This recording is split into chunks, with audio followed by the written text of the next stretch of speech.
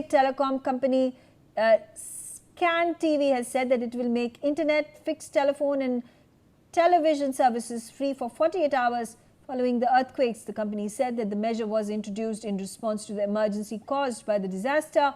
In a statement, CANTV said that the decision was taken in response to the contingency situation generated by the recent earthquakes that occurred in the national territory.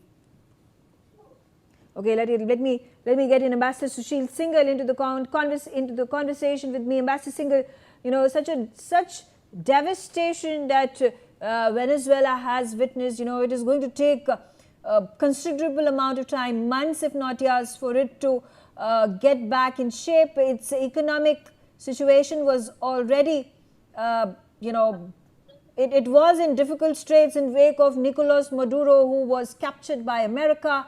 You know, inflation, talking about the number of US sanctions that had been imposed by Venezuela. How is the Venezuelan government and its people going to cope with this fresh disaster?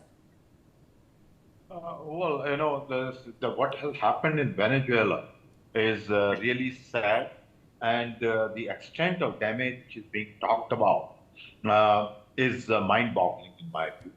And at this moment, I think the focus of the government is the search and rescue, as their acting president has already mentioned, and the international agencies are and other countries are also focusing at this moment at the search and rescue, because there are hundreds of buildings which have fallen off, and now and there have been many people would have been trapped as natural. And so I think that at the moment the focus is on the search and rescue, as I said.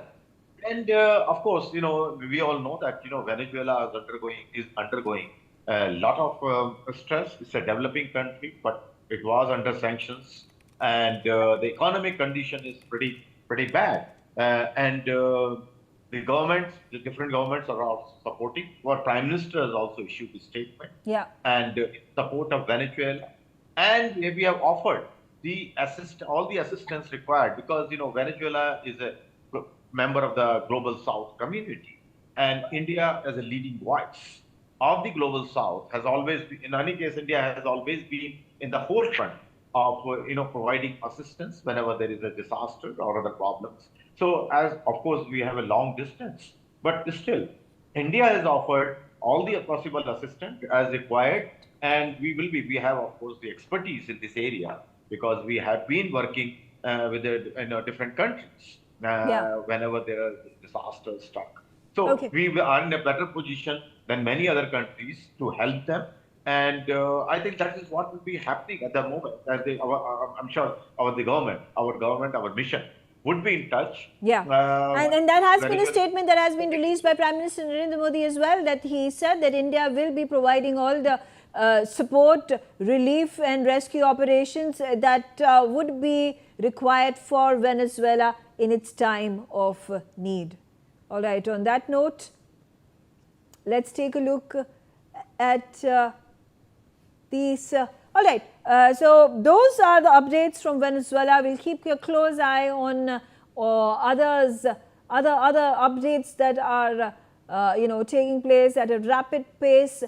Safety and security of the people that now are stranded is of importance, but also of most priority is to rescue as many people as possibly can be done in the period of 48 hours, as that is going to be the crucial time to pull out people from the debris alive. Naresh Wadia on the telecast with me. Naresh Wadia, you know, if you could tell us about the situation on the ground right now. It is being feared that there could be thousands who may be dead in this massive twin earthquake that has been witnessed by Venezuela, in Venezuela. How crucial is the 48-hour period? Yes, these 4 hours are very much crucial. This is a huge magnitude earthquake, 7.5, which is with 11.2 magnitude earthquake. And as we see it in the recent past also, the Turkey earthquake, or just we can say Myanmar earthquake, Afghanistan earthquake. So there are so many things we have to take care after the occurrence of the earthquake, after the main shock, within about 40 hours, or we can say 2 or 3 days, we have to take the care. Also, there can be the possibility of aftershock, as we have seen during this major earthquake is there. And up to now, there are few aftershock has been occurred, but those are not bigger one. But if there will be a bigger, more than 6 magnitude earthquake, then the damage which has been occurred, the building which has been shattered, those can be vulnerable for those aftershocks are there. With me, So the I also proper have care with should me be taken. Brigadier BK Khanna. Brigadier Khanna, in a situation as bad as this, how important it is for Venezuela to get global help. It is heartening to know, of course, in the time of need, countries like United States, UK, Netherlands, India, all are coming together in solidarity, but also promising to provide that help. How significant and crucial it is at this time. Thank you very much. Let me tell you that this is a very rare, in fact, thing to happen, that two major the earthquake have happened. We call it a doublet. This is seismic doublet, which is called, because the same 7.2 and 7.5 has occurred, and it has got in fact, a double effect on the outcome as such. So the devastation must have been much more. Now the thing is that what is the first priority as of now? First priority is getting the people rescued so that we can save the life. Now, who can provide it? Provided the chap who are nearby. The first 6 hours, the first 24 hours are very important.